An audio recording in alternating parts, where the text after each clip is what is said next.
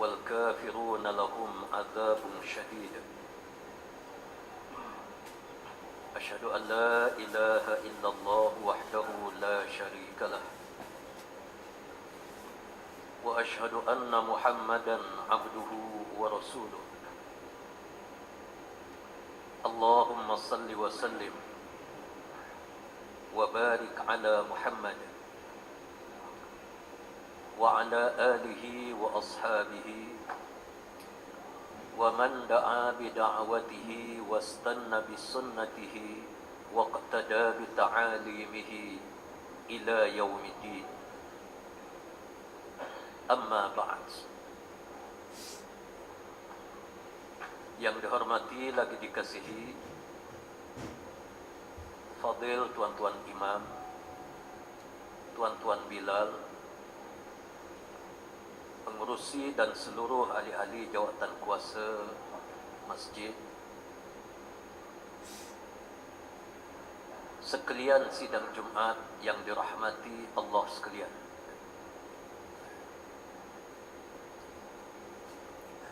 Di dalam Al-Quranul Karim, Allah Subhanahu wa Ta'ala sengaja meletakkan perjalanan Islam yang dipimpin oleh Nabi sallallahu alaihi wasallam mempunyai dua zaman yang sangat berbeza. Yang pertama zaman Makkah Al-Mukarramah. Yang kedua iaitulah zaman Madinatul Munawwarah. Dua zaman ini dikaji dengan teliti oleh para sarjana supaya mereka dapat mengambil beberapa intipati dan pengajaran yang sangat besar untuk dijadikan panduan kepada umat Islam sehingga kepada hari kiamat. Zaman Makkah Al-Mukarramah yang ditetap oleh Allah Subhanahu wa Ta'ala selama 13 tahun. Zaman Madinatul Munawwarah ditetap oleh Allah selama 10 tahun. Bahkan zaman selepas daripada terbentuknya kerajaan Islam dan pemerintahan Islam di Madinah ini dibahagikan oleh ulama ada dua zaman. Yang pertama, zaman Islam bertapak di Madinah selama 8 tahun. Dan selepas daripada itu Islam bertapak di Makkah Al-Mukarramah selama 2 tahun. Situasi ini disebut oleh Allah Subhanahu wa Ta'ala sangat banyak di dalam Al-Quranul Karim, yang mungkin boleh saya simpulkan dalam masa yang sangat singkat ini untuk kita memahami sedalam-dalamnya. Mengapa Islam ada air sedap di sini yang dibawa oleh Rasulullah, yaitu Rasul dan Nabi yang sama, yang diutus oleh Allah di akhir zaman. Rasulullah menerima wahyu daripada Allah, dipimpin oleh Allah, dijaga oleh Allah Subhanahu wa Ta'ala secara khusus. Ketika baginda berada di Makkah Al-Mukarramah dalam tempoh yang paling lama, iaitulah 13 tahun. Tempoh yang lama ini Nabi sallallahu alaihi wasallam hanya berjaya menarik manusia beriman kepada Allah dalam jumlah yang sangat sedikit. Adapun zaman yang kedua, ketika baginda berada di Madinatul Munawwarah, walaupun menelan usia selama 8 tahun, yakni sebelum daripada berlakunya Fathu Makkah. 8 tahun daripada tahun yang pertama Hijriyah sehingga tahun yang ke-8 Hijriyah, sebelum daripada baginda berpindah ke Makkah selama 2 tahun. Ada ulama menamakan zaman Madinah 8 tahun. Ada yang meletakkan zaman Madinah 10 tahun, kerana dikira termasuk 2 tahun ketika baginda sallallahu alaihi wasallam menguasai bumi Makkah. 8 tahun Rasulullah menguasai bumi Madinah. Lebih pendek tempohnya berbanding dengan zaman Makkah 13 tahun. Tetapi 8 tahun yang dilalui oleh Rasulullah di Madinah Al-Munawwarah, dalam situasi baginda diancam lebih hebat daripada zaman Makkah. Baginda dikepung bukan saja oleh kuasa jahiliah di semenanjung tanah Arab, tetapi dikepung oleh kuasa besar daripada Rom, daripada Parsi, daripada Yaman, mengepung Madinah Al-Munawwarah. Tetapi Rasulullah berjaya menarik manusia beriman kepada Allah, memeluk agama Allah Subhanahu wa ta'ala jauh lebih ramai daripada zaman 13 tahun di Madinah Al-Munawwarah, walaupun nabinya yang sama, Al-Qurannya yang sama, hadisnya yang sama. Kemudian Allah Subhanahu wa ta'ala tentukan perjalanan ini selepas daripada tahun yang ke-8 Hijriyah, hanya 2 tahun sebelum daripada baginda wafat. Allah jadikan Rasulullah berpindah ke Makkah Al-Mukarramah, bumi yang sangat sedikit Rasulullah dapat menarik manusia kembali kepada Allah, bumi yang rakyatnya menghalau Rasulullah keluar daripada bumi Makkah beberapa kali. Dan Allah menentukan zaman yang paling akhir ini hanya menelan usia selama 2 tahun sahaja. Daripada 8 tahun yang ke-8 Hijriyah sehingga kewafatan baginda Rasulullah pada tahun yang ke-10 Hijriyah. 2 tahun.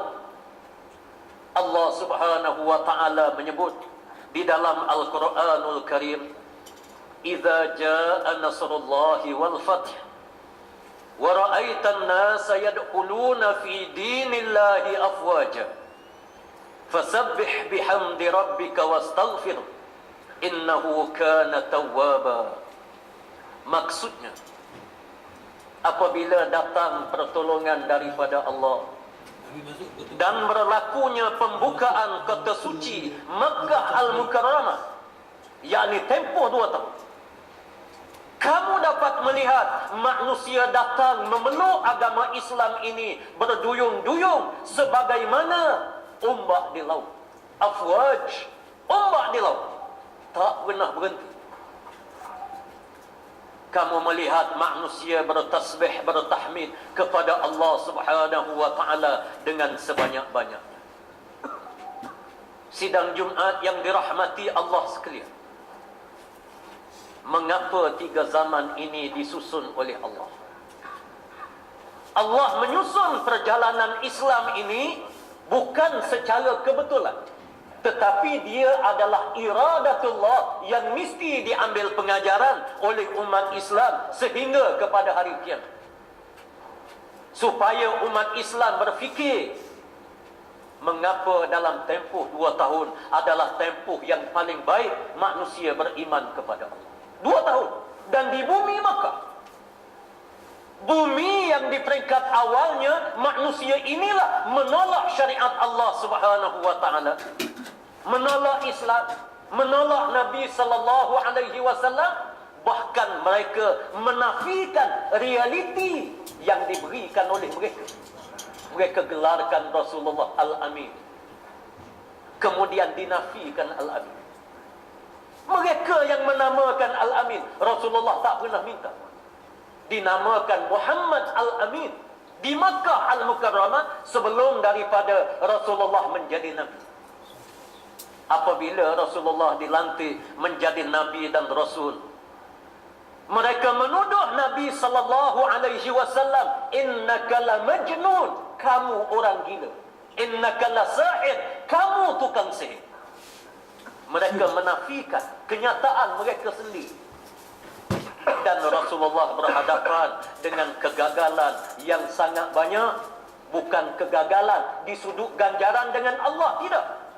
Hasil dakwah yang dicapai oleh Rasulullah sangat sedikit selama 13 tahun.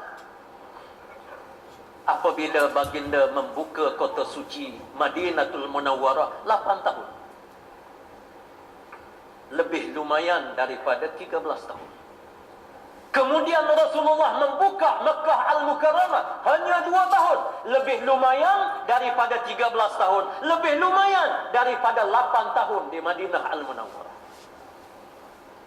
Menunjukkan kepada kita bahawa Islam ini sebuah agama yang mesti dipamerkan oleh manusia secara syumulia, secara lengkap. Islam tidak akan menjadi agama yang menarik manusia, yang boleh mencabar segala ideologi yang lain, mencabar agama-agama yang lain, kecuali apabila Islam ini dipamerkan secara lengkap oleh Nabi sallallahu alaihi wasallam. 13 tahun di Makkah Al-Mukarramah, sebahagian sahaja daripada syariat Islam diturunkan oleh Allah, menyebabkan manusia tidak dapat melihat keindahan Islam, kehebatan Islam, kesyumulan Islam, rahmatnya agama Islam. Kesyumulan Islam lebih baik di zaman Madinah. 8 tahun. Tetapi 8 tahun belum lagi disempurnakan oleh Allah. Ada beberapa juzuk daripada agama belum lagi diturunkan oleh Allah di Madinah. Tetapi bumi Madinah lebih baik daripada bumi Makkah. Lebih banyak ayat-ayat Allah diturunkan oleh Allah di Madinah, menyebabkan Islam dilihat agama yang penuh dengan rahmat, agama yang menyelesaikan segala permasalahan manusia yang tak mampu diselesaikan oleh manusia, mampu diselesaikan oleh Islam.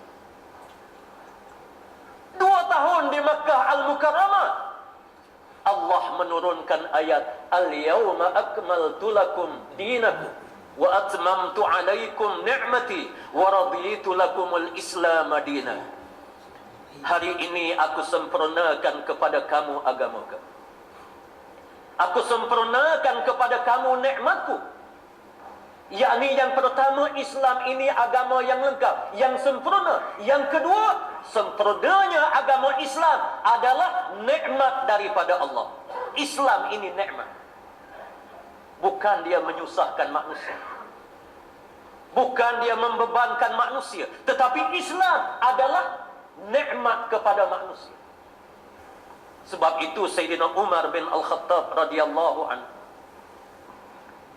di dalam sejarah kehidupan beliau yang disebut di dalam kitab Tarikh As-Sahra, Umar, Allah sengaja jadikan zaman jahiliah betul-betul jahiliah, jahiliah yang pure.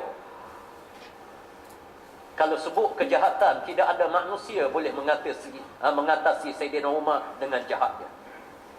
Dia bunuh anak dia, dia berzina, dia kaki botok, dia yang zalim.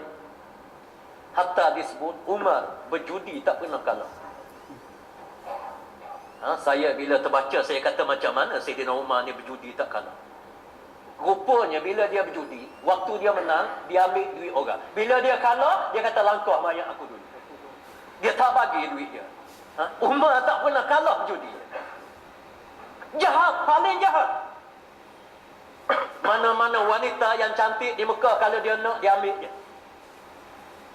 Maknanya, logik akal kita manusia, kita kata itulah zaman yang paling indah dalam kehidupan seseorang. Apa yang dia nak, dia dapat belaka. Dia nak bunuh orang, dia boleh bunuh. Allah jadikan Sayyidina Umar peluk Islam, beriman kepada Allah. Sayyidina Umar mengakui apabila dia memeluk Islam, dia mengatakan, sekarang ini baru aku rasa aku ini manusia. Baru aku rasa bahawa kehidupan ini membahagiakan. Baru aku rasa ketenangan. Baru aku rasa itu, aku rasa ini. Disebut satu persatu oleh Sayyidina Umar. Zaman jahiliyah tak ada apa, dia rasa kosong. Zaman Islam adalah zaman yang disebut oleh Allah, al-yawma akmaltu lakum dinakum wa atmamtu alaikum ni'mati. Aku sempurnakan kepada kamu nikmatku, yakni Islam menjadi nikmat kepada manusia. Ayat ini diturun oleh Allah di Makkah Al-Mukarramah selepas daripada Rasulullah membuka kota suci Makkah Al-Mukarramah. Zaman ini zaman disebut oleh Allah manusia memeluk agama Islam berduyun-duyun, ibarat ombak di laut yang memukul pantai siang dan malam, pagi dan petang. Tidak ada seorang ulama yang berjaya menyebut berapa ramai manusia beriman kepada Allah di zaman selepas daripada pembukaan kota suci Makkah. Tidak ada seorang ulama. Kerana jumlah mereka terlalu ramai, terlalu besar. Apa yang saya nak sebut, mengapa manusia ini berminat dengan Islam? Rasulullah tak pernah memaksa mereka supaya mereka peluk Islam. Allah Subhanahu wa ta'ala mengharamkan kepada kita untuk kita paksa orang bukan Islam supaya beriman kepada Allah. Kita paksa, haram. La ikraha fid din, qad tabayyana ar-rusydu minal ghayy. Tidak ada paksaan dalam agama. Cuma qad tabayyana ar-rusydu minal ghayy. Allah Subhanahu wa ta'ala dah jelaskan satu perbezaan yang sangat ketara, hidayah daripada Allah dengan kesesatan yang ada. Ar-rusydu minal ghayy. Ar-rusyd yakni hidayah yang disebut oleh para alim ulama, di antaranya ilmu. Kita bagi tahu kepada manusia keindahan Islam, kebaikan Islam, kehebatan hukum Islam, keadilan yang ada di dalam Islam, keamanan yang dijamin oleh Islam, kebudayaan yang ada dalam Islam, hubungan diplomatik yang ada dalam Islam, pemerintahan dalam Islam, ekonomi dalam Islam. Kita jelaskan dengan lisan, dengan tulisan. Di sana ada satu perkara yang sangat besar kesannya kepada masyarakat, iaitulah Islam dilaksanakan oleh Rasulullah dalam semua aspek, sehingga Islam bukan lagi ditafsirkan oleh manusia dengan lisan, dengan lidah, tetapi Islam dipamerkan secara hidup. Sistem kehakiman, semua manusia dapat lihat macam mana cara yang dilaksanakan oleh Rasulullah di Madinah dan selepas daripada pembukaan kota suci Makkah. Ekonomi dilaksanakan oleh Rasulullah sebagai model. Kebudayaan, kesukanan, hubungan diplomatik, segala-galanya dipamerkan oleh Nabi sallallahu alaihi wasallam secara hidup. Sama ada di Madinah ataupun di zaman selepas daripada berlakunya pembukaan kota suci Makkah Al-Mukarramah. Sehingga masyarakat bukan Islam, kalau kita ambil contoh, apabila Sayyidina Umar bin Al-Khattab radhiyallahu anhu, Sayyidina Umar, polisi pemerintahan yang dipimpin oleh khalifah yang kedua ini, berbeza dengan Sayyidina Abu Bakar. Sayyidina Abu Bakar dia mengukuhkan ekonomi. Sayyidina Umar dia melebarkan kuasa Islam. Dia membuka negara-negara lain bukan dengan paksa. Dia buka dengan hidayah. Apabila Islam masuk ke satu negara demi satu negara, Sayyidina Umar bin Al-Khattab menceritakan Islam ini dengan perlaksanaan. Sebagai contoh yang mudah saya sebut, apabila masuk ke kawasan Rom, kawasan Jordan yang ada sekarang ini, termasuk Syria, bumi Syam, sampai kepada Itali, Sayyidina Umar bin Al-Khattab memperkenalkan dua sistem kehakiman. Yang pertama, dikekalkan Mahkamah Romawi. Untuk makluman, Mahkamah Romawi ini dipegang oleh kabilah di Jordan dan kekal sampai hari ini. Mahkamah Romawi kekal sampai hari ini, ada, diamalkan di peringkat kabilah yang diiktiraf oleh kerajaan di Jordan. Di Jordan sekarang ini dia ada dua sistem. Yang pertamanya Nizam Malaki, di bawah raja dia ada mahkamah sivil. Kemudian dia ada mahkamah kabilah. Mahkamah kabilah. Benda ini kekal sebelum daripada Islam lagi. Zaman Sayyidina Umar, bila Sayyidina Umar masuk kawasan ini, Sayyidina Umar mengekalkan sistem kehakiman Romawi dan diperkenalkan kepada umat Islam mahkamah syariah. Lalu Sayyidina Umar memberi pilihan kepada masyarakat bukan Islam. Sesiapa yang nak melaksanakan segala kes jenayah, segala kes kesalahan melalui mahkamah Romawi, dia boleh laksanakan. Kepada orang bukan Islam, orang Islam wajib. Sama ada orang bukan Islam dia nak pilih mahkamah Romawi ataupun dia nak pilih mahkamah syariah. Tiba-tiba dalam sejarah Islam berlaku, hampir tidak ada, bukan langsung tidak ada, hampir tidak ada, hampir zero. Hatta ada kitab mengatakan 2 kes saja orang rujuk kepada mahkamah Romawi. Semua orang bukan Islam ini, mereka merujuk kes mereka ke dalam mahkamah syariah, walaupun mereka bukan Islam. Mengapa? Kerana Islam ini agama yang membawa rahmat. Di mana rahmat dia? Para hadirin sekalian, mahkamah Romawi dengan nizam dia yang diterima oleh manusia zaman itu. Bila datang Islam, kelebihan yang ada dalam Islam, kesalahan yang membabitkan jenayah, kesalahan bunuh sebagai contoh. Mahkamah Romawi bila dijatuhkan hukuman bunuh, sebagaimana dalam perundangan sivil zaman kita sekarang ini, bila dijatuhkan hukuman bunuh, bila dibuat rayuan, habis rayuan tak terima, tunggu mati. Mahkamah Islam dijatuhkan hukuman bunuh, dia boleh pergi kepada mahkamah rayuan, dirayu. Tak lepas mahkamah rayuan, dia ada satu lagi yang istimewa dalam Islam, iaitulah hakul afu. Kaum keluarga mangsa jenayah, dia mempunyai kuasa mutlak. Kalau anak saya dibunuh, keluarga penjenayah dia boleh mari bincang dengan saya dan adik-beradik saya. Boleh mari bincang. Salah seorang daripada kami, kalau kita maafkan dia, dia tak boleh dijatuhkan hukuman bunuh. Mahkamah mesti tak boleh bunuh. Ini kelebihan dalam Islam. Bila tak dibunuh, dia mesti membayar diat. Bayar diat.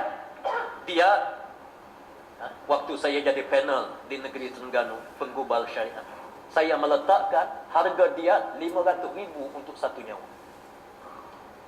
Sidang Jumaat sekalian, 500,000 dalam Islam, kita kena faham, dia bayar pada siapa?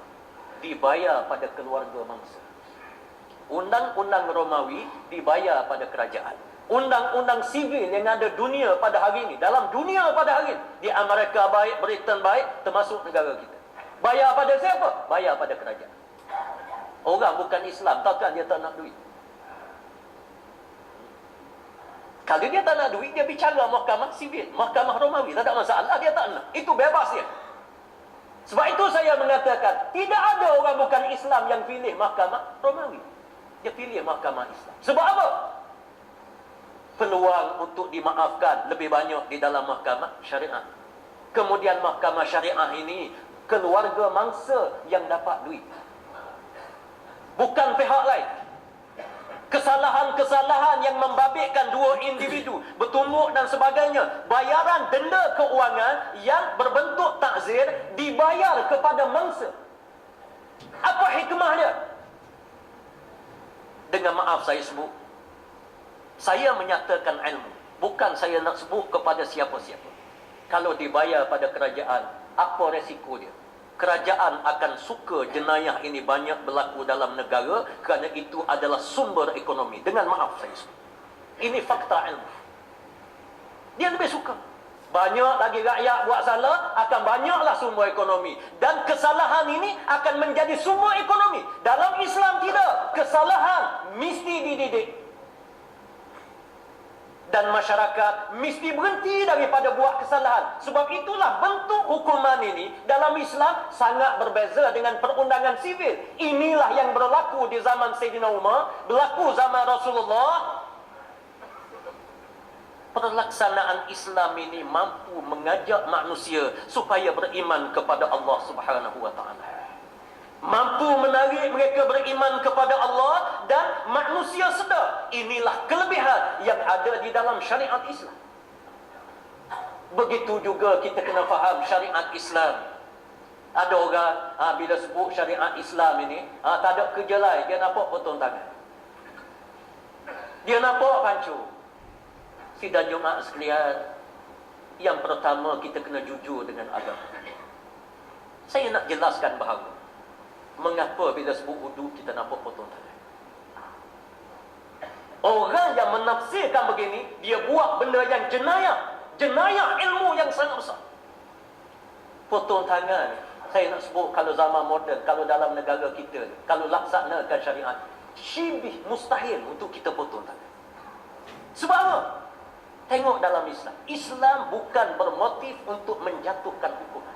Islam untuk mengembalikan manusia daripada melakukan kesalahan supaya dia balik kepada landasan agama. Itu matlamat hukuman dalam Islam. Sebab itu Islam bila berhadapan dengan kesalahan, tengok, saya ambil kecurian. Seorang mencuri satu. Yang kedua, mengapa dia mencuri? Mungkin kerana dia miskin, pendapatan dia 200-300 ringgit, anak dia ada 10 orang. Kalau dia mencuri, ini tak boleh potong tangan. Harta banyak mana kadar dia, berapa nisab, harta milik siapa. Kalau milik kerajaan, tak boleh potong tangan. Berapa kadar dia, disimpan di mana, tengok dia berapa step. Kemudian orang mencuri ni pula kita kena tengok situasi dia. Berapa dia banyak tu orang mencuri ni, dia ada dia punya tu. Kemudian pergi kepada saksi pun. Saksi mesti dia kena tengok serentak 2 orang. Saksi yang adil. Adil. Siapa peringkat dalam kitab disebut adil, orang yang tidak pernah melakukan dosa besar. Kalau dia jadi saksi, kita tanya dia, daripada kamu akhir balik sampai kepada sekarang, pernah tak kamu tinggal sembahyang dengan sengaja? Kamu kena jawab dengan amanah. Pernah tak kamu tinggal puasa dengan sengaja? Kalau dia kata pernah, ada sekali, habis dia. Tak boleh jatuhkan hukuman potong tangan. Sebab apa? Islam bukan nak potong tangan, kita kena ingat. Tapi Islam ada hukuman ini. Ada. Sebab apa? Kalau tidak ada hukuman ini, macam mana manusia nak takut? Tapi Islam bukan matlamat dia untuk berhukum. Sebab itulah Islam mengetatkan peraturan-peraturan supaya terlepas daripada hukuman hudud, dia akan pergi kepada hukuman qisas, hukuman dia, hukuman takzir. Maaf, tak boleh kita laksanakan hudud, kita pergi kepada takzir. Dan takzir ini, saya sebut dengan jujur, waktu saya jadi panel Negeri Terengganu, kita ambil asas dalam negara kita. Hukuman takzir ini kita ambil antara 2/3 sehingga separuh berbanding dengan hukuman sivil yang ada sekarang. Kesalahan jalan raya, kalau dalam perundangan sivil 300 ringgit, dalam takzir hanya 150 ringgit ataupun 200 ringgit. Penjara kalau dalam sivil kena 3 bulan, takzir dalam Islam 2 bulan ataupun 1,5 bulan. Orang bukan Islam, kalau dia nak duduk dalam penjara lama, sila pilih sivil. Dia nak duduk dalam penjara sekejap, pilih mahkamah syariah. Dan dalam mahkamah syariah kita kena faham, mahkamah yang diberi pertolongan oleh Allah, nasrun min Allah. Ini kita kena, sebab itu kita ada iman. Para hadirin boleh baca dalam buku-buku yang banyak. Dan saya percaya rakan-rakan semua adalah orang hidup pandai intelektual. Cuba baca dalam sejarah. Mana ada satu sistem Sama ada sistem Romawi, sistem Parsi, ataupun sistem-sistem komunis ke apa benda ke, dalam penjara dia melahirkan manusia yang berkualiti. Mana ada? Kecuali Islam. Islam daripada zaman Rasulullah sehingga akhir Khulafaur Rasyidun, kita boleh baca dalam satu buku, dikumpul oleh para alim ulama, penjaga mengeluarkan para alim ulama yang besar masuk dalam penjara Islam. Keinsafan diberi oleh Allah sehingga dia hafal Quran dalam penjara, dia hafal hadis, dia keluar daripada penjara, dia belajar lagi, dia lahir ulama yang besar. Mana ada dalam sistem tahanan dalam dunia pada hari ini keluar daripada tahanan jadi ulama besar? Cuba suruh.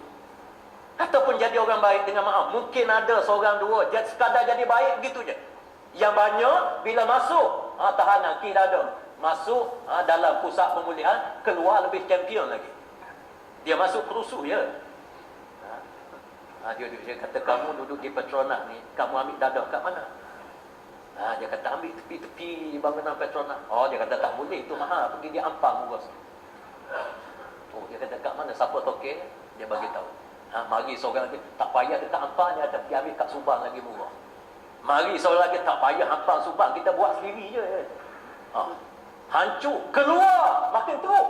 Dan ini realiti, saya bukan nak tuduh. Mana-mana negara, dia jadi realiti macam tu. Islam dijaga oleh Allah. Ulama mengumpulkan kitab yang besar menyenaraikan ramai orang-orang tahanan ini keluar daripada penjara, dia jadi baik. Sedangkan hukuman dalam tahanan jauh lebih ringan berbanding dengan perundangan sivil yang lain. Ini kekuatan Islam. Sebab itulah Allah buktikan kepada kita yang saya nak rumuskan bahawa 13 tahun di Mekah Al-Mukarramah, walaupun tempohnya lama, yang beriman kepada Allah sangat sedikit. 8 tahun di Madinah Al-Munawwarah, Islam lebih banyak dilaksanakan, lebih ramai daripada zaman Mekah Al-Mukarramah, walaupun 13 tahun. Allah pilih bumi Mekah yang sama, tapi 2 tahun saja selepas daripada Fathu Mekah. 2 tahun je manusia masuk Islam ini ibarat ombak di laut. Ramai. Sebab orang melihat keindahan Islam, kehaibatan Islam. Islam sebagai agama yang membawa rahmat kepada manusia, membawa keberkatan, menyelamatkan manusia di dunia dan menyelamatkan manusia di hari akhirat. Sidang Jumaat yang dirahmati Allah sekalian, saya tidak nak panjangkan kuliah sebelum daripada Jumaat pada hari yang mulia ini. Cuma dalam sedikit masa yang ada ini, suka saya nak sebut satu tanggungjawab yang perlu kita fikir bersama, iaitulah saya sebut dia punya latar belakang. Dalam negara kita hari ini sangat menyedihkan masyarakat Buddha yang beragama Buddha, sama ada mereka Cina, mereka Siam, dan beragama Hindu di kalangan rakyat kita yang beragama India. Realitinya agama Buddha secara khusus mereka mula tidak yakin dengan agama mereka. Sebab agama dia ni banyak bercanggah dengan naluri. Tak boleh pakai mask, laki ke perempuan tak boleh. Tak boleh makan daging, tak boleh makan garam, tak boleh pakai baju yang cantik warna-warni macam ni, tak boleh. Kalau pakai pun kena warna kuning, macam tokca dia. Tak boleh bekerja untuk dunia dia bang. Bekerja ni jadi pegawai Petronas apa tak boleh. Sedangkan rakan kita daripada Cina ramai jadi pegawai-pegawai besar. Dia bercanggah dengan agama. Agama dia tak benar. Menyebabkan mereka mula tinggal agama Buddha, dan sayang sangat-sangat duka cita mereka convert, go to Christian. Dia tidak datang kepada Islam. Sedangkan agama Islam lebih baik daripada Kristian. Dan agama resmi negara kita adalah agama Islam. Tapi dia tak masuk Islam. Kebetulan saya mengkaji realiti ini dalam tesis saya. Saya buat PhD Alhamdulillah kemarin baru Viva. Lepas daripada Viva inilah kuliah pertama. Dah berjaya Alhamdulillah, dah sempurna Viva di UKM. Tajuk tesis saya kajian pendekatan dakwah kepada masyarakat Buddha, Hinayana dan Mahayana. Alhamdulillah dah berjaya. Bila saya buat kajian, mengapa mereka tak masuk Islam? Ada dua faktor yang besar. Bila saya buat temu ramah kajian soal seliti apa semua sekali, bila saya tanya, mengapa you tak masuk Islam? Sedangkan agama Islam lebih baik, agama Islam agama resmi negara, dan kalau dia masuk Islam, dia seorang ahli perniagaan, dia akan dapat peluang perniagaan lebih banyak berbanding dengan dia masuk Kristian. Apa jawapan mereka? Mudah. Dia kata tidak ada orang Islam yang ajar dia berbanding dengan Kristian. Kristian tiap-tiap minggu, sekarang ini bila orang Cina dah ramai masuk, dalam kajian yang saya buat, 32% daripada orang Cina sudah beragama Kristian, dan agama Kristian lebih ramai daripada agama Hindu sekarang ini. Pertama agama Islam, yang kedua agama masih lagi Buddha, yang ketiga Kristian kita kena ingat, yang keempat baru Hindu. Ini realiti yang terbaru yang ada dalam negara kita, dan benda ini saya maklumkan kepada pegawai Jabatan Perangkaan, dan memang dia iktiraf, dia kata itu memang realiti, tapi dia tak berani nak mengeluarkan benda itu, tapi saya sebut. Apa yang kita kena ingat, mengapa dakwah ini tak berlaku? Maka kita kena faham ini kesalahan kita semua. Yang paling besar salah saya. Sebab saya adalah orang agama yang dipanggil ulama dan sebagainya. Saya menyebabkan para hadirin sekalian, saya terasa sangat terpanggil, dan saya panggil rakan-rakan daripada Pensyarah Universiti, guru-guru di pondok-pondok dan sebagainya. Kami bincang, lalu kita buat satu keputusan bahawa kita mesti mulakan dakwah ini kepada masyarakat Buddha dan juga Hindu, mesti secara wajib dan secara berstrategi.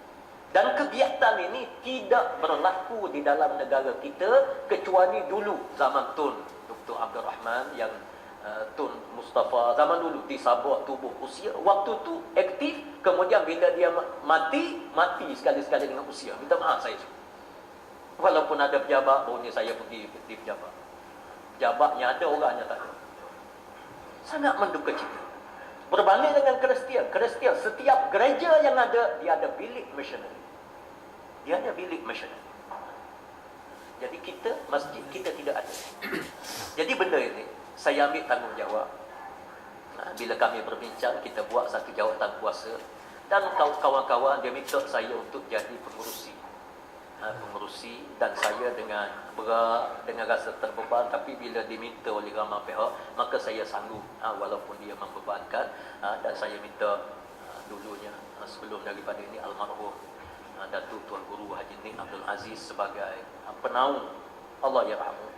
Dan dia ni sangat-sangat nak tengok, tapi Allah tak bagi kesempatan. Dia nak rasmi bangunan ini, tapi dia tidak sempat. Bangunan alhamdulillah kita dah bina, dah menelan belanja kurang lebih 2.6 juta lebih kurang ya. Kita buat satu bangunan yang besar, dan bangunan ini insya-Allah akan menelan belanja kurang lebih dalam 1 juta lagi. Kita akan boleh operasi dengan baik.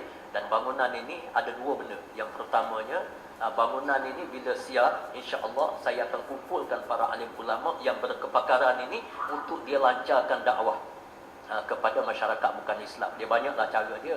Kita akan turun ke masjid-masjid di Kuala Lumpur. Kita minta supaya masjid kita pun kena ada satu bilik operasi dakwah untuk non-Muslim yang khusus. Kerja dia bukan payah. Kita akan bagi kepada dia pamphlet, kita akan bagi macam-macam. Dia adalah benda dia. Kerja dia nak bagi solat subuh, letak dia. Rumah-rumah sahabat-sahabat kita, orang Cina, orang India, letak. Kemudian kita anjurkan macam majlis makan malam, kita buat atas nama masjid. Kita panggil orang Cina, apa salah? Macam orang Kristian dia buat. Dia buat kali pertama, dia kata inilah sumbangan daripada gereja ini, terima kasih, balik. Balik kedua, dia cerita pula, Bible begini-begini, terima kasih, balik. Yang ketiga, dia cerita pula, keistimewaan agama Kristian begini-begini, balik. 5-6 kali buat, masuk Kristian. Dah kita tak buat. Itu dia punya problem yang besar dalam negara. Kita tidak menyampaikan dakwah kepada masyarakat bukan Islam. Jadi saya ambil benda ini, dan insya-Allah benda ini insya-Allah akan dilaksanakan secepat mungkin. Itu di sudut dakwah. Yang kedua, pusat yang saya bina ini saya akan jadikan college untuk mengeluarkan tenaga pakar dakwah kepada masyarakat bukan Islam. Pelajar di sini di samping dia tahfiz, kita akan dedahkan ilmu perbandingan agama, metod dakwah kepada non-muslim, dakwah amali kepada non-muslim. Kita akan dedahkan kepada mereka, dan pelajar ini, cita-cita saya, kita akan hantar pergi ke China lepas dia belajar. Dia menguasai bahasa Cina, dia balik, dia boleh bandingkan Islam dengan agama Buddha dalam bahasa ibunda dia. Dia boleh bandingkan agama Islam dengan agama Hindu ini dalam bahasa India. Kita akan hantar pergi India. Ini kita punya matlamat, dan benda ini sangat mustahak saya sebut dalam negara kita. Sangat mustahak. Agama Kristian ini, kalau dia bertambah 7% lagi, dia akan jadi agama kedua negara. Dia akan jadi agama kedua. 7% saja. Bila jadi agama kedua, apa resiko dia? Kristian adalah agama missionary. Dia bukan macam Buddha. Buddha sifat dia, dia cool, dia duduk dalam rumah ibadat, dia tak kacau orang. Kristian dia missionary, dia akan attack, dia akan kacau. Na'udzubillah. Sesuatu yang tidak baik akan berlaku. Dia akan kontrol ekonomi. Sebab apa? Dia dah Kristian, dia ada missionary, dia ada wawasan, dia ada segala-galanya. Jadi ini kita kena ambil satu tanggungjawab yang serius. Dan Alhamdulillah, insya-Allah pada hari ini saya nak sebut kepada sahabat-sahabat sekalian supaya ambil tanggungjawab ini, tolong siapkan kompleks ini. Saya pun nak sebut berat mulut juga. Sebelum daripada ini saya tidak banyak sangat pungut sumbangan, kerana sebelum daripada ini pun saya guna banyak keuangan sendiri untuk buat, dan saya hanya mampu keluarkan 1.5 juta itu. Sekadar itu saja Allah bagi kepada saya kesenangan, saya bagi, dan tanah yang saya beli itu pun saya wakafkan. Dah wakafkan, bukan dah jadi individu tak. Dah saya wakaf, dan bangunan ini duduk atas tanah wakaf, dan untuk bangunan saya bagi 1.5 juta bagi. Dan sekarang ini saya dah tak mampu. Bergantung siap tak siap ini kepada sumbangan orang ramai. Jadi kena tanggungjawab kita kena siapkan. Dan kalau boleh, kalau lalu ikut besut Tengganu, tolong singgah dan tolong tengok. Dan dah ramai dah daripada Petronas ini yang telah pergi. Jazakumullah khairan jazak. Dan hari ini kepada sesiapa yang nak menyumbang, pihak masjid ada sediakan tong di belakang sana, tulis kompleks dakwah Islamiah itu, itulah tong dia. Menyumbanglah insya-Allah, dan kepada sesiapa yang nak zakat dan sebagainya boleh berjumpa direct dengan saya, dan insya-Allah daripada kami ahli jawatan kuasanya, saya buat macam ni kepada semua penderma. Dia nak derma kepada ibu bapa dia, kita buat amalan tahlil, bacaan Yasin, dan kita hadiahkan kepada semua keluarga si mati ini. Dan amalan ini insya-Allah saya akan buat sehingga kepada akhir hayat saya. 2 kali seminggu itu wajib kita buat di sana. Selepas daripada saya mengajar, memang saya buat amalan ini dengan niat khusus untuk semua penderma yang menderma untuk menjayakan pembangunan kompleks dakwah Islamiah ini. Jadi jazakumullah khairan jazak kepada sahabat-sahabat sekalian. Sekadar itu saja, yang baik daripada Allah, yang tidak baik datang daripada kelemahan dan kejahilan saya sendiri. Aqul qauli hadza, wassalamualaikum warahmatullahi wabarakatuh.